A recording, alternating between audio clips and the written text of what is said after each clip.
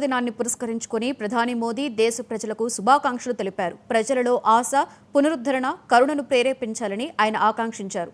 యేసుక్రీస్తు బోధనలతో ఆనందం, సామర్థ్యాన్ని అలవరుచుకోవాలని ఆయన ప్రార్థించారు.